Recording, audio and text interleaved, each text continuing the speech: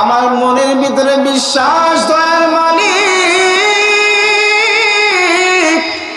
আপনারে যদি আমি ডাক দেই, আপনি কোনদিন আমার মুখের এই ডাকটারে ফিরা দিবেন না গো আল্লাহ। আল্লাহ তাআলা এবার বলবে, রে গোলাম, কিসের জন্য তুমি আমি আল্লাহরে বারবার ডাকো?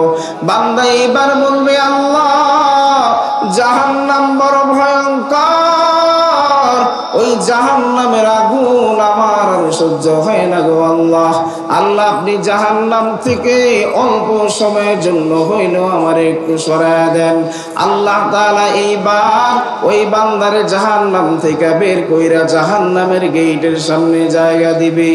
এইবার বান্দা কিছুক্ষণ পরে আমার আল্লাহরে ডাক দিয়া বলবে, গো আল্লাহ, ও দয়ার মালিক, আমার একটা দাবি আপনি পূরণ করেন। আল্লাহ রাব্বুল আলামিন বলবে, গোলাম, তুমি তো আমার সাথে ওয়াদা করেছিলা জাহান্নাম থেকে মুক্ত করলে পরে আর তুমি কোনো কিছুই চাইবা না। এইবার বান্দা বলবে, আল্লাহ, জাহান্নামের দিক থেকে আমার মুখটারে সরায় নেন দয়ার মালিক,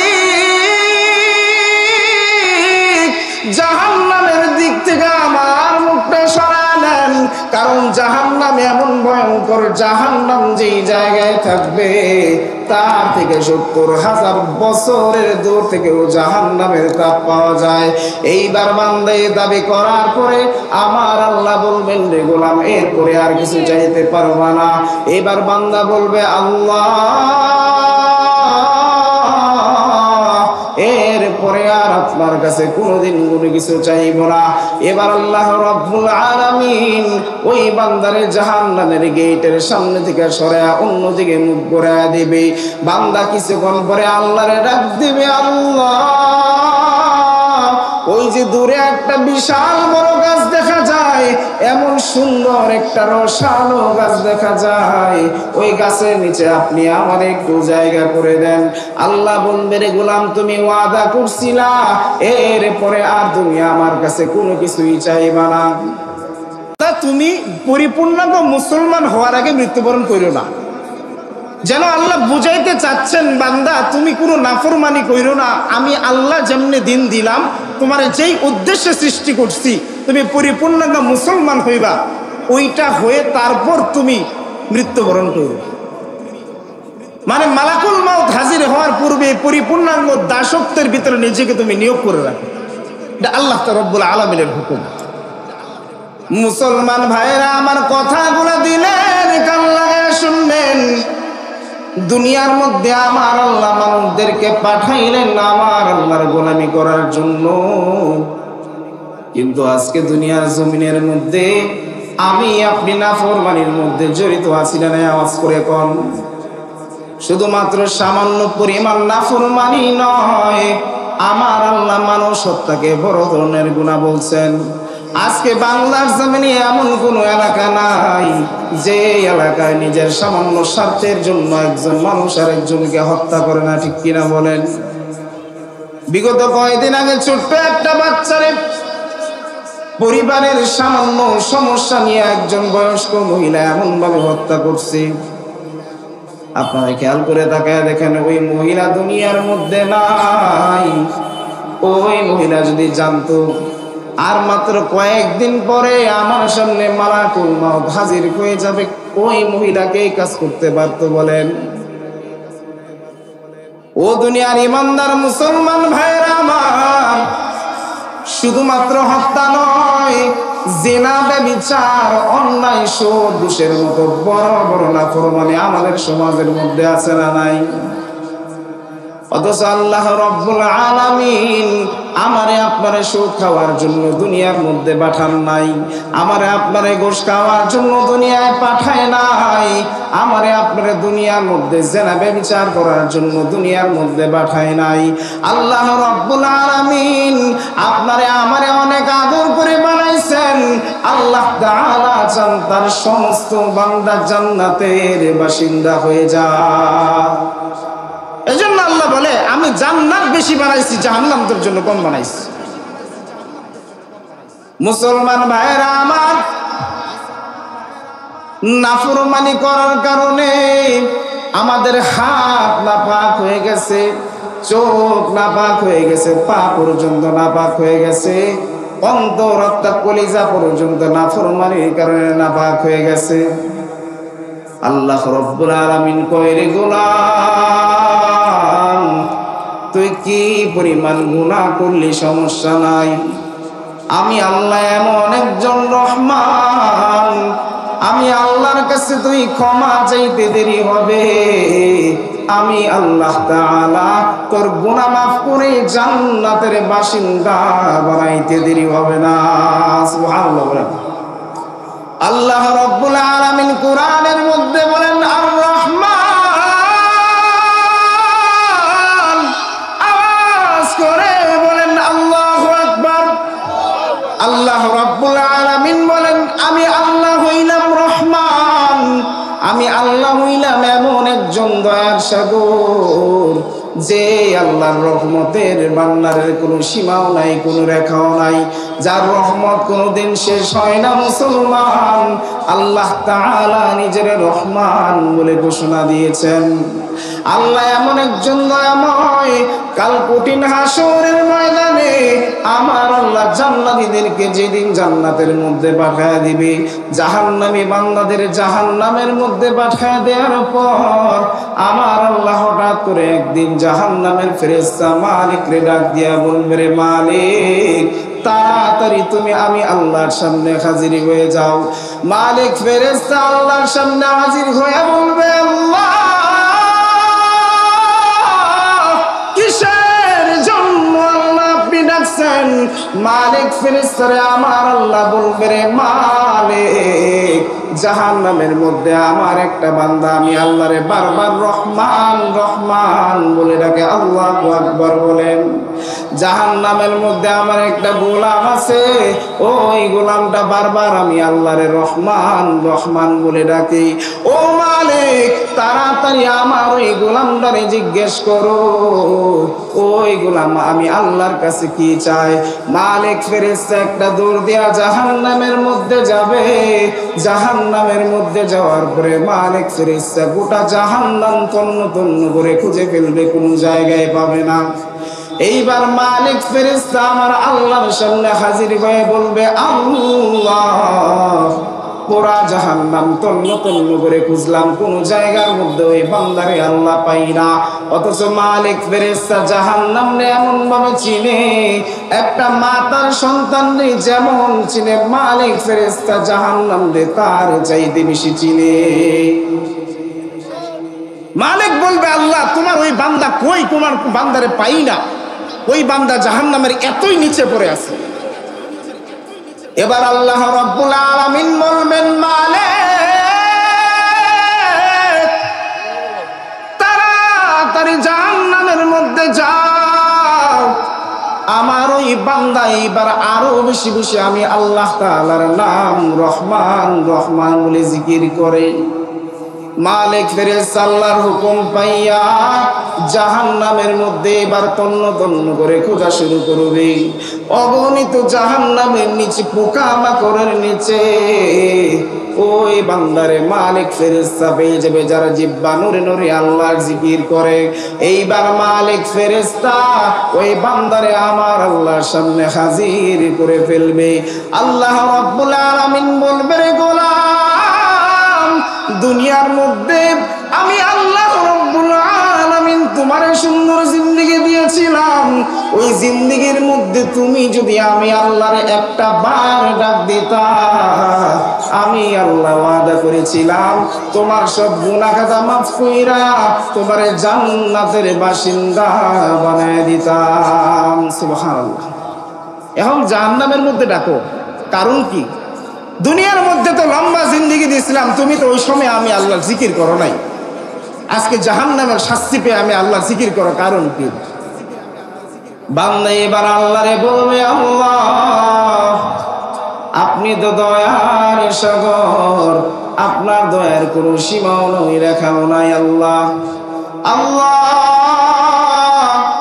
আমার মনের ভিতরে বিশ্বাস, দয়ার মালিক, আপনার যদি আমি ডাক দেই আপনি কোনদিন আমার মুখের এই ডাকটারে ফিরা দিবেন না গো আল্লাহ। আল্লাহ তাআলা এবার বলবে রে গোলাম কিসের জন্য তুমি আমি আল্লাহরে বারবার ডাকো?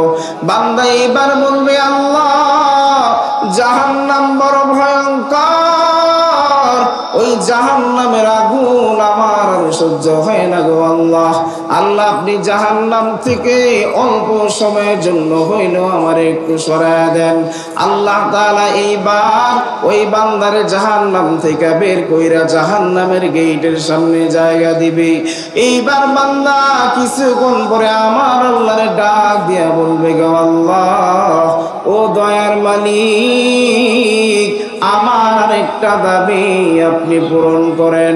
আল্লাহ রাব্বুল আলামিন বলবে গোলাম তুমি তো আমার সাথে ওয়াদা করেছিলা জাহান্নাম থেকে মুক্ত করলে পরে আর তুমি কোনো কিছুই চাইবা না।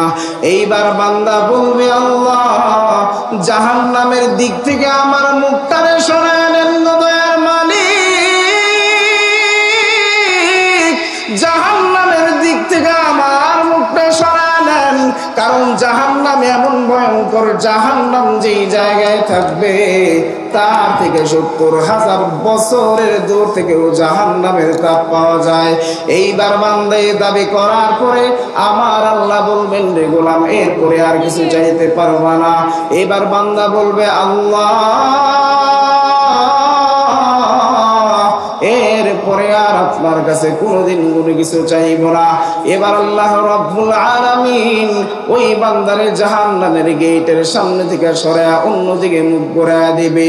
বান্দা কিছুক্ষণ পরে আল্লাহরে ডাক দিবে আল্লাহ ওই যে দূরে একটা বিশাল বড় গাছ দেখা যায়, এমন সুন্দর একটা রসালো গাছ দেখা যায়, ওই গাছের নিচে আপনি আমার একটু জায়গা করে দেন।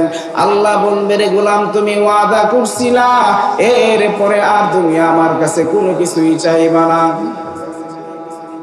এবার বনি আদম বলবে আল্লাহ তোমার দয়ার তো কোনো সীমা রাখা নাই, তুমি আমার দয়া করে একটু জায়গা দাও। আল্লাহ রাব্বুল আলামিন এই কথা বলার পরে বান্দা বলবে আল্লাহ দুনিয়ার মধ্যে কি পরিমাণ শুনলাম, আপনার কাছে চাইলে আপনি কোনোদিন বান্দারে ফেরত দেন না গো আল্লাহ। এই কথা বলার পরে আল্লাহ বলবে রে গোলাম ঠিক আছে ওই গাছের নিচে তোরে আমি জায়গা বানায় দিলাম, যা। বান্দা গাছের নিচে যাবে, ওই গাছের থেকে সুন্দর সুন্দর রস পাইয়া বান্দা গাছের ছায়া পেয়ে একটু শান্তি পেয়ে যাবে। এমন একটা জায়গার মধ্যে গাছের অবস্থান, ওই গাছের নিচে যদি কোনো ব্যক্তি দাঁড়ায় যায় জাহান্নামও দেখা যায় জান্নাতও দেখা যায়। একটা কথা বলবেন জান্নাত সুন্দর না খারাপ? কথা কোন? দেখতে সুন্দর না বাজে? দুনিয়াতে জান্নাতের মধ্যে কোনো উদাহরণ আছে? বান্দা যখন দূর থেকে জান্নাতের ওই গেটটা দেখবে, দেখার পর বান্দার মনের ভিতরে পেরেশানি শুরু হয়ে যাবে, হায় হায় যদি এই জান্নাতের গেটটার সামনে একটু দাঁড়াইতে পারতাম। আল্লাহরে আবার ডাক দিবে, বলবে আল্লাহ এটাই আমার শেষ অনুরোধ, আর কিছু চাইবো না আপনার কাছে। আল্লাহ বলবো ঠিক আছে বনি আদম আর কিছু চাইতে পারবি না। আল্লাহ দয়া করে ওই যে জান্নাতের গেটটার সামনে যদি একটু থাকতে দিতেন, গেট দেখা আমি আমার কোরআনটারে ঠান্ডা করতাম। এই কথা বলার পরে বান্দাটারে আমার আল্লাহ জান্নাতের গেটের সামনে একটু জায়গা বানায় দিবে। বান্দা গেটের সামনে জায়গা পাওয়ার পর এই বান্দার কানে জান্নাতীদের আওয়াজ আসবে, জান্নাতীদের খানা দানার আওয়াজ আসবে, খেলাধুলার আওয়াজ আসবে, উর্গেলমানদের চলাচলের আওয়াজ আসবে। আপনারা কোন জায়গায় যদি ফাংশন হয়, বিয়ের আয়োজন হয়, খেয়াল করে দেখবেন বাইরে দাঁড়াইলে খাবারের গ্রাম পাওয়া যায় কি যায় না? মেসিয়ার সাহেব খাবার যখন বেড়ে দেয়, খানা দানার বাইরে দেওয়ার চামচের বাড়ির আওয়াজ হয় কি হয় না? এই আওয়াজগুলা শুই না বান্দার মনের মধ্যে এত পরিমাণ আকর্ষণ জান্নাতের প্রতি জন্মে যাবে রে।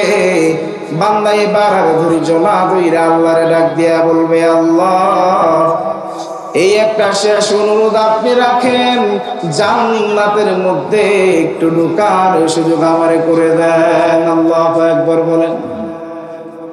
আল্লাহ রাব্বুল আলামিন বলবেন, রে গোলাম,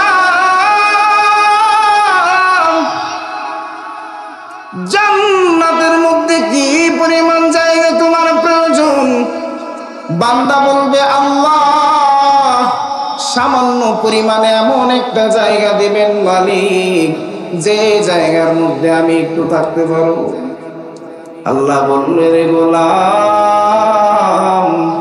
তুই আমার কাছে কম চাইতে পারিস, কিন্তু আমি আল্লাহর ধন ভান্ডারের শেষ নাই। সুবহানাল্লাহ বলেন। তুই আমার কাছে কম চাইতে পারিস, আমি আল্লাহর কাছে তো কম নাই, তোরে দেওয়ার মতো আমি আল্লাহ অনেক দিতে পারি। এবার যখন বান্দারে আমার আল্লাহ দিবে, এমন পরিমাণ দিবে যে পরিমাণ বান্দা কোনোদিন আশাও করে নাই। আল্লাহ বলবে, রে গোলাম, আয়, তোরে গোটা একটা দুনিয়ার সম পরিমাণ জান্নাত আমি দিয়ে দিলাম। সুবহানাল্লাহ। শুধুমাত্র এক দুনিয়ার সম পরিমাণ জান্নাত নয়, এই দুনিয়ার সম পরিমাণ 10টা দুনিয়া যে পরিমাণ বড় হয়ে যায়, ওই পরিমাণ জান্নাত আমি আল্লাহ তোরে দিয়ে দিলাম। সুবহানাল্লাহ। তাহলে আল্লাহর রহমত, আল্লাহর দয়া কম না বেশি?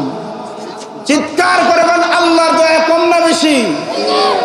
বাইরে যারা দাঁড়ায় আছে, এই দিক দিয়ে হাঁটা চলা করে, তারা কি আল্লাহর রহমত চায় না নাকি? যেই জায়গার মধ্যে কোরআনের মজলিস হয়, মুসলমান,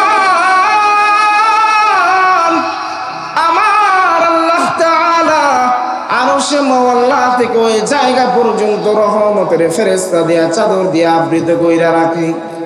আল্লাহর যত দয়া আছে, আমার আল্লাহর যত মায়া আছে রে, সব কিছু আমার আল্লাহ এই প্যান্ডেলের ভিতরে নাজিল করে। সুবহানাল্লাহ। আবার আল্লাহর রহমত যদি পাইতে চাও, ও বান্দা, যখন তোমার সামনে কোরআনের আলোচনা করা হয়, হাদিসের আলোচনা করা হয়, ওই মজলিসের মধ্যে নিজেরে বসাও। আর যারা গাফেল, আর যারা এই কোরআনের আলোচনা থেকে বিমুখ, বুঝবেন তাদের অন্তরের ভিতরে বক্রতা চলে আসছে। আল্লাহ রাব্বুল আলামিন আমাদের সকলকে কোরআনের মজলিসে সহি সালামতে সঠিক সময় মতো বসার তৌফিক দান করুক। আমিন বলেন। যেই কথা বলছিলাম, মুসলমান ভাইরা আমার, লা তাকুনাতু মির রাহমাতিল্লাহ। আওয়াজ করে কন্যা আল্লাহু আকবার। আল্লাহ বলেন, রে গোলাম,